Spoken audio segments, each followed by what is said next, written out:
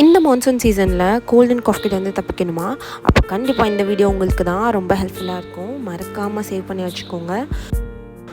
இந்த immunity booster milk கண்டிப்பாக உங்களுக்கு ஹெல்ப்ஃபுல்லாக இருக்கும்.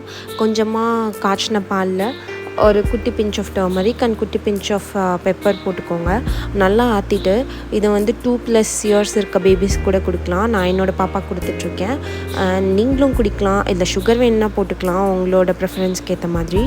அண்ட் கண்டிப்பாக உங்களுக்கு ஹெல்ப்ஃபுல்லாக இருக்கும். இதை டெய்லி நைட் தூங்குறதுக்கு முன்னாடி குடிக்கலாம். சூப்பராக இருக்கும். தேங்க்யூ.